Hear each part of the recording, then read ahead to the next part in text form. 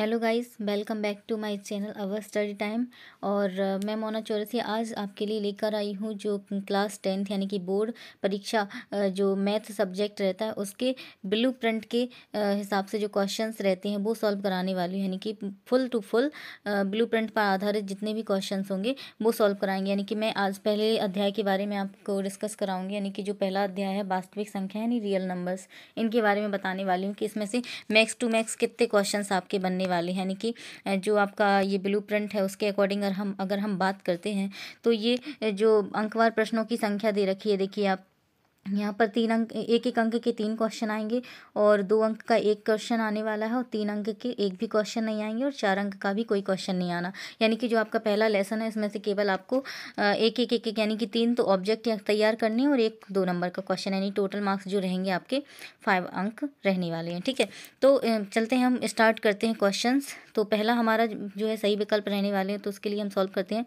तो उसमें दे रखा है होगा, यानी हमें जो 96 और 404 है उसका हमें बताना है HCF। तो हम क्या करेंगे, इसको अभाज्य गुणनखंड विधि से सॉल्व करते हैं। यानी कि 96 के हम सबसे पहले जो फैक्टर है वो निकाल लेते हैं। तो ये हो जाएगा कितना, 2 4 जा 8 और 2 8 जा 16। फिर करेंगे इसके फैक्टर, तो 2 2 जा 4 और 2 4 जा 8। फिर से करेंगे तो 2 1 जा 2 और 2 2 जा आ जाएगा 4। फिर से करेंगे तो ये आएगा 2 6 जा 12 और फिर 6 को करेंगे तो 2 आ जाएगा और फिर आ जाएगा हमारा 3। ऐसे ही हम 404 के निकालते हैं फैक्टर्स। तो ये आ रहे हैं हमारे क्या, 2 2 जा 4 0 और 2 2 जा 4। ठीक है, इसका 2 1 जा 2 0 फिर 2 1 जा 2, फिर ये 1 0 1 तो 1 0 1 से ही जाएगा। ठीक है, अब यहाँ पर जो हमारा मिलने वाला है वो क्या मिलने वाला है, एक तो 2 मिल रहा है दोनों में और एक और 2 मिल रहा है। तो यानी कि 2 2 जा 4, यानी कि जो हमारा आंसर रहेगा वो आ जाएगा 4। ठीक है, तो इसको हमने सॉल्व कर लिया। इसका आंसर क्या आ गया, हमारा आ गया, वो आ गया 4। नेक्स्ट क्वेश्चन है हमारा कि 12 और 15 का HCF होगा, यानी कि 12 और 15 का जो HCF निकालना वो क्या होगा। तो इसे भी हम अभाज्य गुणनखंड विधि से सॉल्व कर लेंगे। जहाँ अभाज्य यानी कि 12 है उसकी गुणनखंड क्या हो जाएंगे, 2 × 2 × 3। ये तो सबको पता है, 3 दूनी 6 6 दूनी 12, यानी कि 3 2 जा 6 6 2 जा 12 और 15 के हमारे क्या हो जाएंगे, वो हो जाएंगे 3 × 5। ठीक है, तो यहाँ पर HCF क्या होने वाला है, यानी कि यहाँ पर 3 और 3 जो है कॉमन है, तो HCF हमारा HCF इक्वल टू हो जाएगा यहाँ पर 3। ठीक है, इसका राइट आंसर क्या हो जाएगा हमारा, इसका राइट आंसर हो जाएगा हमारा 3। अब नेक्स्ट क्वेश्चन है इसके बाद हमारा, दो संख्याओं का गुणनफल कितना है, 32 है तथा उनका LCM 8 है, तो उनका HCF होगा। अब आपको सभी को पता ही होगा एक फॉर्मूला की, पहली संख्या इंटू दूसरी संख्या, यानी कि जो दी है हमें 32, और LCM इंटू होता है HCF, वो होता है हमारा क्या, ये फॉर्मूला, यानी कि पहली संख्या गुणे दूसरी संख्या और इक्वल टू होता है हमारा LCM इंटू HCF। ठीक है, तो ये पहली संख्या मल्टीपल बाय दूसरी संख्या ये दी है हमारी कितनी, 32 दी है, तो यहाँ 32 पर कर देंगे। और LCM हमारा क्या दिया है, 8 दिया है, और HCF हमें निकालना है, इसको हमने x ले लिया। अब ये 8 का इसमें डिवाइड करेंगे तो ये जाएगा 4 टाइम्स में, यानी कि 8 को 32, तो इसका राइट आंसर हमारा क्या हो जाएगा, 4। ठीक है, नेक्स्ट क्वेश्चन है इसके बाद हमारा, 4 और 7 का महत्तम समापवर्तक। ये तो बहुत ही ईजी है, महत्तम समापवर्तक यानी वही HCF निकालना। 4 और 7 में क्या हो जाएगा, 4 के हम जब फैक्टर करेंगे तो वो 4 के हो जाएंगे 2 × 2 और 7 के क्या होंगे, 7 तो अभाज्य संख्या है तो 7 × 1 होगा, यानी कि यहाँ भी हम 1 कर सकते हैं। यहाँ क्या मिल रहा है, 1 ही मिल रहा है, तो इसका आंसर क्या हो जाएगा हमारा, इसका आंसर हो जाएगा 1। ठीक है, ऐसे ही आप मुझे क्वेश्चन का आंसर देना कि 5 और 7 का जो HCF होगा वो क्या होगा। ठीक है, इसके बाद हम नेक्स्ट क्वेश्चन की ओर बढ़ते हैं, जो है हमारा कि किसी पूर्णांक m के लिए समपूर्णांक निम्न स्वरूप का होगा। अब आपको पता ही होगा कि समपूर्णांक क्या होते हैं। समपूर्णांक यानी जिसमें हमारा डिवाइड चला जाए, किसका डिवाइड जाना चाहिए, वो जाना चाहिए हमारा 2 का, यानी कि 2 से डिवाइड जाना चाहिए। अब बताओ इन चारों ऑप्शन में किस में 2 का डिवाइड जा रहा है, यानी कि जो ये 2m है इसी में तो 2 का डिवाइड जा रहा है। जब हम 2 से डिवाइड करेंगे तो 2 से 2 कैंसिल हो जाएगा कि नहीं, तो ये हमारा राइट आंसर होने वाला है। राइट आंसर क्या हो जाएगा इसका, 2m। नेक्स्ट जो हमारा वो क्वेश्चन है वो है संख्या 5, 15 और 20 के LCM और HCF का अनुपात होगा। अब इनमें हमें क्या बताना है, LCM और HCF का अनुपात बताना है। यानी कि सबसे पहले हम इन तीनों की क्या करेंगे, अभाज्य गुणनखंड करेंगे, फिर इनका हम LCM निकालेंगे, फिर हम निकालेंगे HCF, देन उसका हम निकालेंगे क्या, रेशियो। जो हमारा आंसर आने वाला है वो आ जाएगा 12:1। अब इसको सॉल्व करते हैं कि ये कैसे आएगा। ये देखो 5, 15 और 20, इसका LCM जो हो जाएगा, देखो LCM मतलब क्या होता है, लोएस्ट कॉमन फैक्टर, और LCM हमारा हो जाएगा इसका 60। आप निकाल लेना अभाज्य गुणनखंड विधि से, क्योंकि यहाँ 5 है, यहाँ 15 है, यहाँ 20 है, तो किस में डिवाइड, यानी कि 60 में डिवाइड जाएगा तो 60 हो गया। ठीक है, अब इसके बाद जो HCF होगा वो क्या कॉमन मिलने वाला है इसमें 5 और 15 और 20 में जो कॉमन मिल रहा है वो मिल जाएगा हमारा क्या 5, क्योंकि 5 से ही डिवाइड जा रहा है। अब 5 का जब हम 60 में डिवाइड देंगे तो वो जाएगा 12 टाइम्स, यानी कि 12 और ये जाएगा 1 बार। ठीक है, तो ये रेशो हो जाएगा हमारा 12:1 हो जाएगा। नेक्स्ट क्वेश्चन है हमारा जो है रिक्त स्थानों की पूर्ति कीजिए। ठीक है, तो वो उसको हम सॉल्व करते हैं। यानी कि पहला क्वेश्चन है रिक्त स्थान में कि भाज्य बराबर भाजक गुणे भागफल प्लस क्या होता है, तो प्लस होता है, सभी को पता होना चाहिए, फॉर्मूला है हमारा पहले अध्याय का, वो होता है यहाँ पर शेषफल। ठीक है, तो यहाँ पर क्या आ जाएगा हमारा, आ जाएगा शेषफल आने वाला है। ओके, नेक्स्ट क्वेश्चन है जो है हमारा कि संख्याओं 8, 9 और 25 के HCF का मान ... होगा। तो यहाँ पर हमें HCF निकालना, वही सेम टू सेम HCF आ रहा है। तो HCF में क्या 8, 9 और 25 है। अब देखना यहाँ 8, 9, 25 है, तो यहाँ कॉमन क्या मिल रहा है, कुछ भी नहीं मिल रहा है कॉमन में से, और जिसमें कुछ भी कॉमन ना मिले तो उसका आंसर आता है हमारा 1। यानी कि देखो 8 के जब भी हम फैक्टर करेंगे तो 2 × 2 × 2 आ जाना है, यानी कि 2 की पावर 3 आ गया। 9 के करेंगे तो आ जाएगा 3 की पावर 2, और 5 यानी कि 25 के करेंगे तो आ जाएगा 5 की पावर 2। अब इसमें कॉमन क्या मिल रहा है, 1 ही तो मिलेगा, कुछ नहीं मिल रहा है, तो इसका आंसर क्या आ जाएगा, 1 आ जाएगा। नेक्स्ट क्वेश्चन है हमारा सत्य या असत्य लिखिए। तो जो तीसरा है, क्योंकि देखो इसमें मैं ऑब्जेक्ट ज़्यादा क्यों ले रही हूँ, क्योंकि इसमें 1-1 नंबर के 3 क्वेश्चन आने हैं आपके, और 1-1 नंबर के 3 क्वेश्चन आने और 2 नंबर का 1 क्वेश्चन आना है, तो 2 नंबर के भी आपके क्वेश्चन सॉल्व करा दूंगी आगे। तो जो ये पहला क्वेश्चन है वो है कि 2 धनात्मक पूर्णांक A और B दिए रहने पर, यानी धनात्मक पूर्णांक हमें क्या दिए हैं, A और B दिए हैं, ऐसी अद्वितीय पूर्ण संख्या Q और R विद्यमान है। इसमें क्या विद्यमान है, Q और R विद्यमान है कि A = है BQ + R, जहाँ पर 0 यानी कि जो R है वो लाया करता है 0 से B तक, यानी 0 से लेकर B तक लाया करता है। तो इसका आंसर क्या हो जाएगा, ये हमारा राइट आंसर हो जाएगा, क्योंकि कोई भी संख्या है वो होती है A = BQ + R के रूप की होती है। ठीक है, BQ + R के रूप की। अब जो 10th में अच्छे से पढ़ाई कर रहा होगा उसको ज़रूर ये बात पता होगी, क्योंकि बहुत सारे क्वेश्चन इस पर आधारित हमने सॉल्व कर रखे हैं। ठीक है, अब नेक्स्ट क्वेश्चन है वो बोल रहा है कि एक प्राकृत संख्या का अभाज्य गुणनखंड उनके गुणनखंडों के क्रम को छोड़ते हुए अद्वितीय होता है। यानी कोई प्राकृत संख्या है, उसका कौन सा गुणनखंड, अभाज्य गुणनखंड, जिसके और टुकड़े ना कर पाए हम, उसके गुणनखंडों के क्रम को छोड़ते हुए, अब गुणनखंडों के क्रम को छोड़ते हुए अद्वितीय होता है, बिल्कुल अद्वितीय होता है। जैसे अपन 2 की बात करें, 3 की बात करें और 5 की बात करें, ये सारे क्या है हमारे अभाज्य गुणनखंड है। अब 2 को ले लो तो 2 के और कोई गुणनखंड हो सकते हैं 2 × 1 के अलावा, नहीं हो सकते। 3 के हो सकते हैं क्या, नहीं हो सकते 3 × 1। 5 के हो सकते हैं क्या, नहीं होते 5 × 1, यानी कि अद्वितीय है अपने आप में, यानी कि जो 2 है वो अद्वितीय है, 2 जैसा और कोई नहीं हो सकता। ऐसी 3 है वो भी अद्वितीय है, 5 है और भी अद्वितीय है। अगर 7 ले लेंगे तो वो भी अद्वितीय हो जाएगा। क्यों हो जाएगा, क्योंकि और भी नंबर है जो भी अभाज्य होंगे वो अपने आप में क्या होते हैं, अद्वितीय, क्योंकि 7 जैसा और कोई 7 हो ही नहीं सकता। ठीक है, 7 ही होगा और क्या, तो वो अपने आप में क्या है, अद्वितीय है। तो ये हमारा जो आंसर हो जाएगा वो हो जाएगा राइट, यानी कि सत्य। नेक्स्ट है वो हम एक शब्द वाले लेते हैं, जिसमें पहला क्वेश्चन दे रखा है, फिर से HCF निकालना है। तो अगर आप ये क्वेश्चन, इतने सारे मैंने क्वेश्चन जो समझा रखे हैं वो अगर कर ले होंगे तो ये भी आप लोग खुद से ही सॉल्व कर लोगे। यानी कि पहला ये जो क्वेश्चन है वो है 94 और 404, जो हमने पहले क्वेश्चन सॉल्व किया था, सेम टू सेम वही क्वेश्चन दे रखा है यहाँ पे कि 94 और 404 का HCF लिखिए। अब HCF देना है तो वो वही आंसर आ जाएगा, 4 आ जाएगी कि नहीं, यानी कि हम 94 और 404 के वही अभाज्य गुणनखंड विधि से सॉल्व कर लेंगे। 94 के फैक्टर निकाल लो पहले, एक बार फिर से मैं रिपीट करा देती हूँ जिसने ध्यान नहीं दिया होगा। तो 94 है, इसके जब हम फैक्टर करेंगे तो क्या आ जाएगा, 2 से काटेंगे तो 2 × 8, 2 × 7 14। ठीक है, और क्या हो रहा है, ये 47 किससे कटेगा, ये 3 से चला जाएगा, नहीं जा रहा है, 1 मिनट, 3 से नहीं जाएगा। 94 2 × 8, 2 × 7 14, ये ऐसे नहीं सॉल्व होगा। ठीक है, अब यहाँ 2 से यानी कि 47 से ही कटेगा, क्योंकि और किसी से कट नहीं रहा है। अब 404 के करो तो ये किससे कटेगा, ये 2 × 2 = 4 हो जाएगा, 0, 2 × 2 = 4, फिर 2 से कट जाएगा, 2 × 1 = 2, 0, 2 × 1 = 2। अब ये 1 0 1 तो किसी से कटता नहीं करता ना, तो ये इसका HCF क्या हो जाएगा, 2 हो जाएगा। और अगर आप दूसरी मेथड, यानी कि अपन यहाँ पर डायरेक्ट लिख देंगे कि 94 = क्या हो गया, 2 × 7। ठीक है, 2 × 7 कर देंगे, और ऐसे 404 = लिख देंगे 2 × 2 × 101। ठीक है, अब HCF जो निकल आएगा तो HCF लिख देंगे हम, HCF = 2। ठीक है, नेक्स्ट क्वेश्चन है, किसी पूर्णांक P के लिए 2P + 1 सम होगा या बसम। तो बिल्कुल आप ये चीज़ याद रखें कि जो भी सम होंगी वो होंगी 2m हो या 2p हो, इस रूप के होंगे सारे, यानी कि 2 मल्टीप्लाई में आना ही चाहिए, ठीक है। तो ये हमारा हो जाएगा, वो होगा हमारा सम। लेकिन अगर हम 1 ऐड कर दें 2 में तो क्या हो जाता है, 3 बन जाता है। यानी कि हम जब भी 2 में 1 ऐड करते हैं तो वो क्या बन जाता है, 3 बन जाता है। और 3 हमारा क्या होता है, विषम। तो इसमें अगर हम p = 1 रख दें तो ये क्या बन जाएगा हमारा, 2 बन जा 2 और 1 कितने हो जाएंगे, 3, यानी कि 3 हमारा क्या हो जाएगा, वो विषम हो जाएगा, ठीक है। तो इसका आंसर क्या हो जाएगा, हमारा आंसर हो जाएगा कि ये विषम होगा।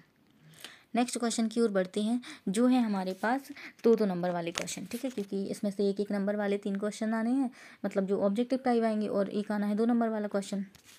तो हम 2 नंबर वाले क्वेश्चन की ओर बढ़ते हैं। तो ये 5वां क्वेश्चन है, वो दे रखा है कि संख्याओं, ठीक है, संख्याओं 135 और 225 का HCF ज्ञात कीजिए। लेकिन ज्ञात किससे करना है, वो करना है हमें यूक्लिड विभाजन एल्गोरिथम का प्रयोग करके, ठीक है। तो इनके हमें HCF निकालना है 135 और 225 का, ठीक है। तो इनका हम HCF निकालते हैं, 135 और 225 का एलसीएम। ये मैंने सॉल्यूशन निकाल के रखा है, क्योंकि क्या है, इस पर मैं अच्छे से समझा नहीं पाती हूँ, तो मैंने डायरेक्टली सॉल्यूशन लेके रखा है यहाँ पे। तो सबसे पहले क्या करेंगे, हम 225 की का इस टाइप से न्यूक्लियर जो विभाजन एल्गोरिथम रहती है, इसमें हम क्या करते हैं, हम सबसे पहले लेते हैं जो 135 रहता है, इसका हम मतलब जो छोटी संख्या रहती है उसका हम बड़ी संख्या में क्या देते हैं, डिवाइड देते हैं। अब डिवाइड देंगे तो ये कितनी बार में जाएगा, ये 1 टाइम्स में जाएगा, ठीक है। तो यहाँ 135 का 135 आ जाएगा। अब इसको माइनस करते हैं तो 5 में से 5 जाएगा, ये 0 बचेगा, और 2 में से 3 जाएगा नहीं, यानी कि 2 के माने 12, 12 में से जाएंगे 3 तो बचेंगे 9, और 2 में से 2 जाएगा तो बचेगा कुछ भी नहीं। यानी कि यहाँ पर जो है वो देखो 135 है, यानी कि 135 मल्टीप्लाई बाय 1, इस लाइन में आ गया 135 मल्टीप्लाई बाय 1, और ये प्लस 90, यानी कि शेषफल को हम क्या करते हैं, ऐड करते हैं, तो ये 90 आ गया काय में, प्लस में।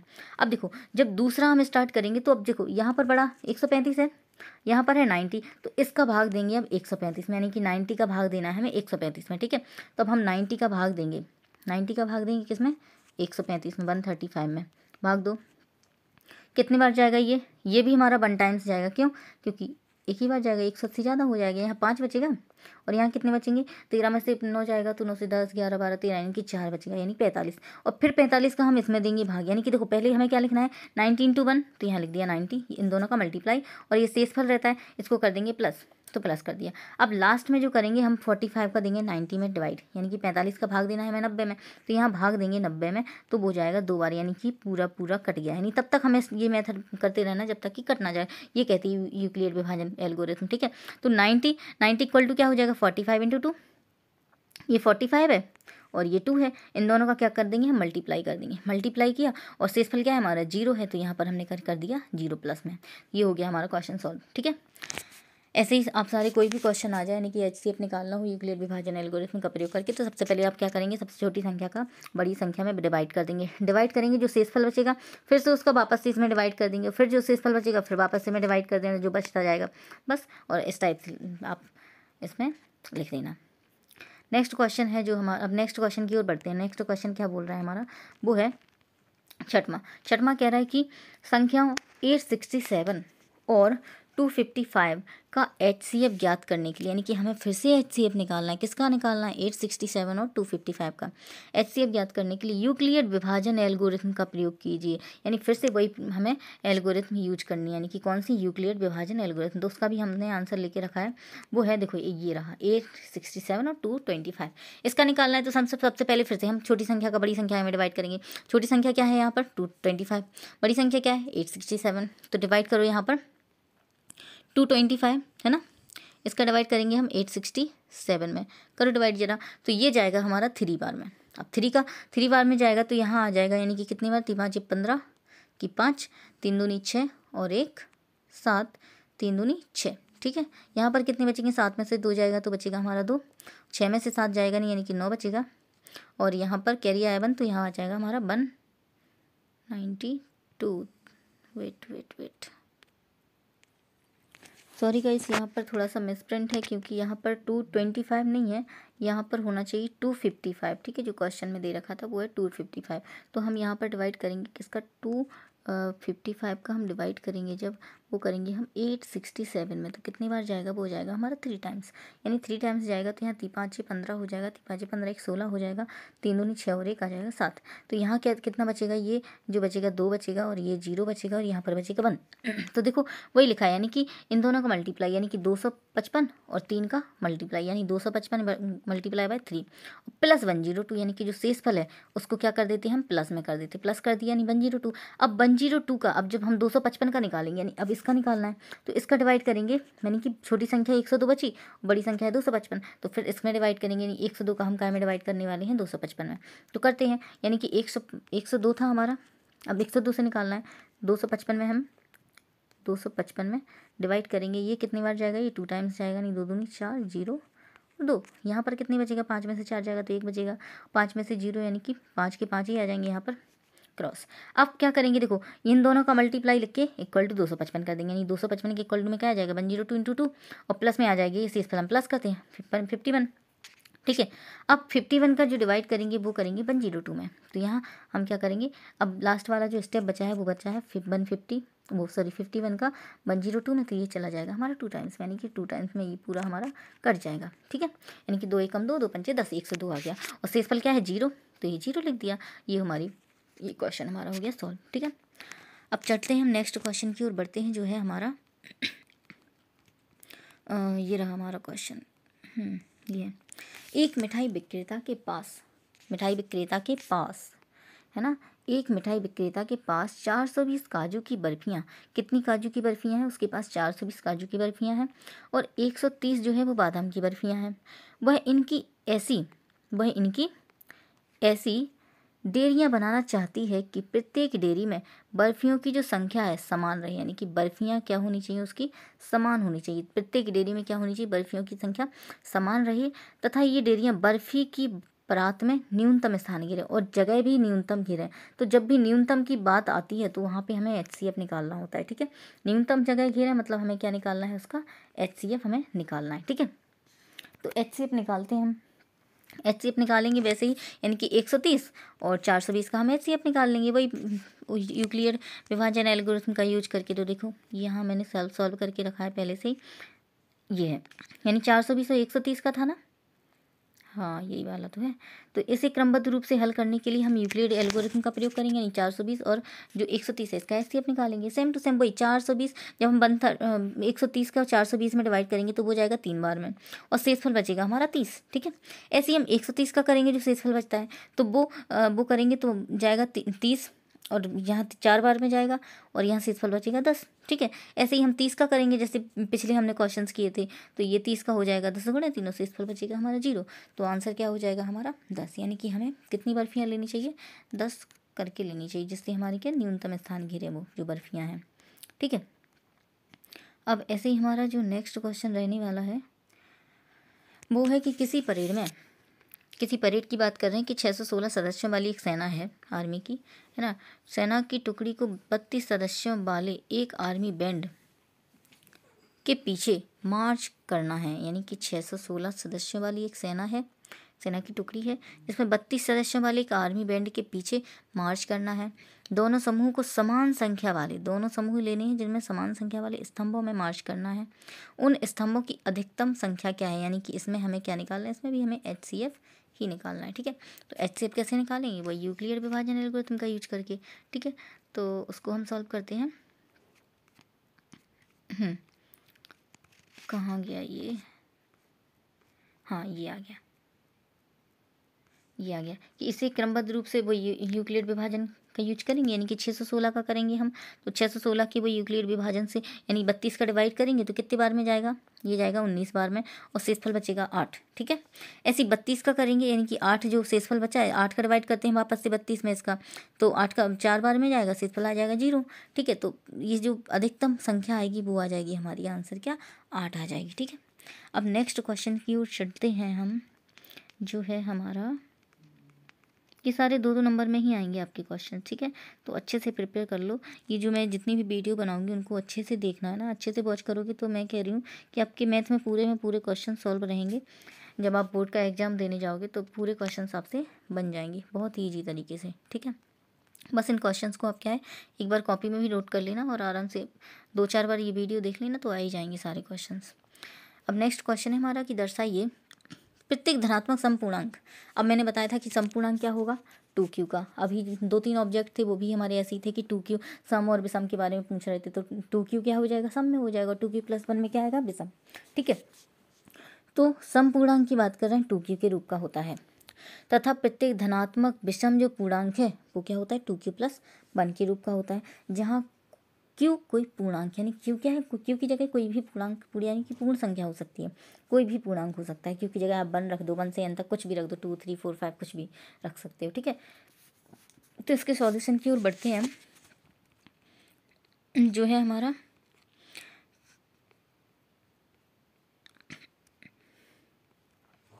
ये रहा। ठीक है, ये आप देख लो है ना अच्छे से, क्योंकि ये हिंदी मीडियम का है तो थोड़ा सा आपको ये जो लैंग्वेज है उसको याद करना पड़ेगा। मैं समझा जरूर देती हूँ कि माने ये कोई धनात्मक पूर्णांक है, यानी कि ए ले लें हम कि हम कोई धनात्मक पूर्णांक तथा b ले लिया हमने 2। ठीक है, तब यूक्लिड ले लिया, तब यूक्लिड विभाजन एल्गोरिथम से किसी पूर्णांक q जो है उसकी वैल्यू है यानी कि 0 से बड़ी है और बराबर भी हो सकती है, और a=2q+r है, जहाँ r बराबर 0 या r=1 है, क्योंकि जो r की वैल्यू है वो लाई करती है 0 से 2 के बीच। ठीक है, इसलिए a हो जाएगा 2q, क्योंकि जब यहाँ पर 2 रखेंगे तभी तो 2 से डिवाइड जाएगा, तो ये लाई कहाँ तक करेगी 0 से 2 के बीच, क्योंकि 2q है यहाँ पर और b की वैल्यू हमने 2 मान के रखी है। यहाँ a हो गया 2q+1। ठीक है, ये क्या हो जाता है हमारे में सम। यदि a=2q है तो एक सम पूर्णांक है, साथ ही एक धनात्मक पूर्णांक भी होगा, या तो सम हो सकता है या फिर क्या हो सकता है विषम। अतः कोई भी धनात्मक विषम पूर्णांक क्या 2q+1 के रूप का होगा, यानी कि जो विषम होगा वो क्या होगा 2q+1 का, क्योंकि जब भी हम ये जो वैल्यू रख सकते हैं यानी कि किसी भी चीज़ में हम डिवाइड करेंगे जो भी सम संख्या है वो क्या या तो हमारा शेषफल 0 देगी या 1 देगी या फिर 2 देगी। जब भी कोई भी संख्या b है, b=2 ले रहा है तो उसका क्या हो सकता है, या तो 0 शेषफल आ गया या 1 आएगा, या तो फिर 2 पूरा का पूरा कट जाएगा, यानी 2 आ सकता है कि नहीं। तो ये क्या होगी हमारी ये 2q+1 होगी, वो हो जाएगी विषम। तो इसको आप थोड़ा सा रीड कर लेना और थोड़ी इसको क्या आपको थोड़ी सी डेफिनेशन जो है जो ये लिखा हुआ है ये थोड़ा सा आपको लर्न भी करना पड़ेगा, क्योंकि यहाँ भाषा है ना। तो नेक्स्ट क्वेश्चन की ओर बढ़ते हैं। जो है हमारा ये 2q+1 का वाला हो गया है क्वेश्चन। नेक्स्ट क्वेश्चन है हमारा जो है ये रहा क्वेश्चन। दर्शाइए कि प्रत्येक धनात्मक पूर्णांक 4q+1 या 4q+3 के रूप का होता है। बिल्कुल सेम टू सेम ऐसे ही जैसे कि ये 9 वाला क्वेश्चन किया है वैसे ही हमें 10 वाला क्वेश्चन सॉल्व कर देना है ना। जैसे 9 किया है 2q+, उसमें बता रहा था कि 2q+1 का होता है, ये बोलेगा कि 4q+1 का होता है। ठीक है, तो यहाँ पर क्या हो जाएंगी, जब हम 4 लेंगे, देखो उसमें 2 लिया था तो आ गई थी जो आर की संभावित परिणाम थे वो थे 0, 1 और 2 थे। जब हम 4 लेंगे तो 4 में क्या हो जाएगा 0 हो सकता है हमारा, 1 भी हो सकता है, 2 भी हो सकता है और 3 भी हो सकता है। ठीक है, तो इसको हम सॉल्व करते हैं। यहाँ है कि हम एक धनात्मक विषम पूर्णांक ए लेकर, अब धनात्मक विषम पूर्णांक ले रहे हैं ए लेकर प्रश्न को हल करना प्रारंभ करते हैं, है ना। इसके लिए हम ए और बी बराबर 4 में विभाजन एल्गोरिथम का प्रयोग करते हैं, क्योंकि जो आर है, आर मतलब जो रिमाइंडर है हमारा, उसकी वैल्यू कहाँ तक लाई करेगी, या तो 0 आएगा या फिर 4 आएगा। इसलिए जो संभावित स्थितियाँ हैं वो क्या बन सकती हैं, हमारी 4 स्थितियाँ बन सकती हैं, यानी कि 0 1 2 3 और 4। ठीक है, अर्थात ये संख्या 4q, अब क्योंकि ये आर क्या 0 रखेंगे तो आ जाएगा 4q। जब आर यानी कि आर होता है हमारा शेषफल। ठीक है, क्योंकि ये होता है ना हमारा फॉर्मूला भाजक गुणे भागफल प्लस शेषफल, यानी कि प्लस शेषफल करते हैं 4q+0 यानी 4q, और दूसरा आ जाएगा 1 तो 4q+1 आ जाएगा हमारा। ठीक है, तीसरा आ जाएगा हमारा 2 तो यहाँ 1 की जगह 2 आ गया, और जो नेक्स्ट चौथा होगा वो हो जाएगा हमारा 4q+3।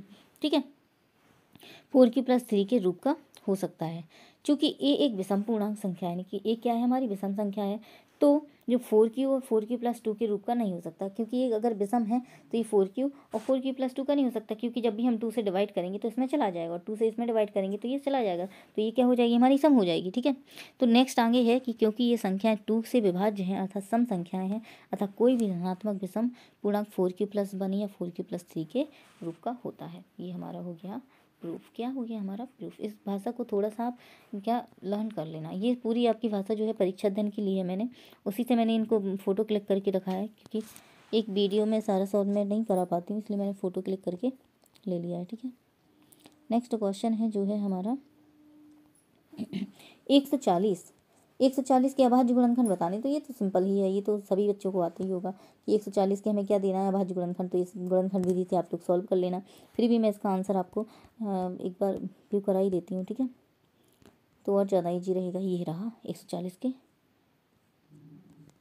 नहीं ये वाला क्वेश्चन नहीं है, क्वेश्चन कहाँ गया, वो मैंने लिया तो था, अरे नहीं मैं ही समझा देती हूँ, मैंने शायद लिया नहीं है। 140 की देखो क्या होता है, 140 की जब हम गुणनखंड करेंगे, ठीक है, तो ये हमारा कितने से कटेगा, ये कट जाएगा 2 से, यानी 2 7 जा और 0, फिर 2 से काटेंगे तो 3 बार कट जाएगा, यहाँ आ जाएगा 5, ठीक है, और इसको काटेंगे 3 से नहीं कटेगा, ये कटेगा सॉरी 7 से या 5 से कटेगा, तो 7 से काटेंगे तो 5 बार में जाएगा, और 5 से काटेंगे तो ये 1 बार में, यानी कि जो 140 के जो गुणनखंड हो जाएंगे हमारे,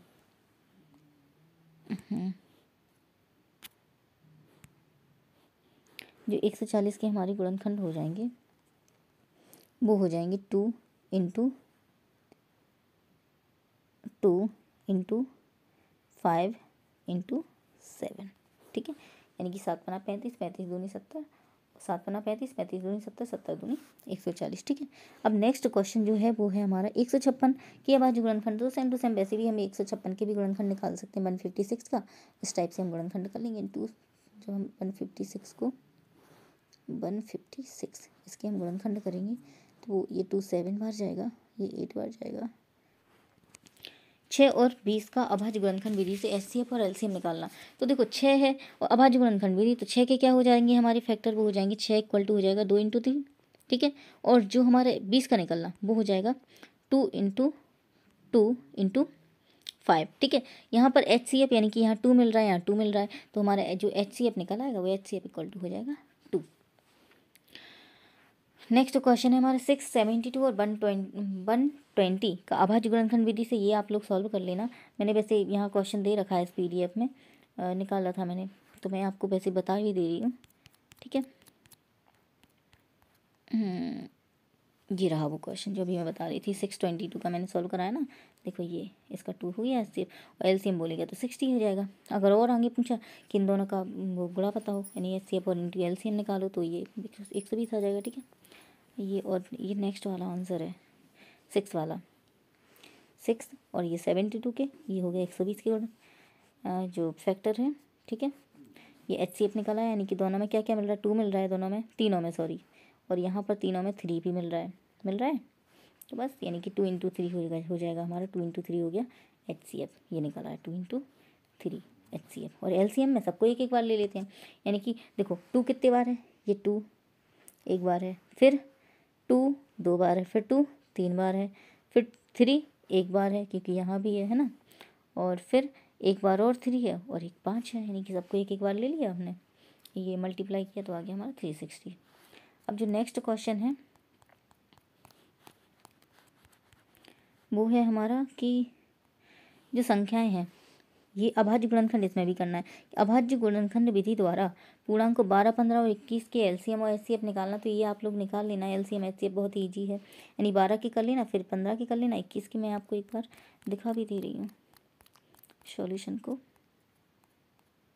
ये रहा क्वेश्चन 12 15 और 21 वाला, ये 12 के फैक्टर हो गए, ये 15 के हो गए, ये 21 हो गए, 2 दूनी 4 4 ती 12, 5 ती 15 और 7 ती 21। अब इनमें सब में कॉमन क्या मिल रहा है, यानी कि कॉमन मिल रहा है, इसमें 3 है ना, देखो ये दिख रहा है 3, इसमें भी 3 दिख रहा है ना, 3 3 और इसमें भी 3 दिख रहा है, ये 3 3 और 3, तो ये हो गया हमारा एचसीएफ। अब हम एलसीएम की बात करें तो एलसीएम क्या हो जाएगा, एक एक बार सबको ले लेना, लेकिन इसमें केवल एचसीएफ पूछा है तो एचसीएफ दे देंगे हम।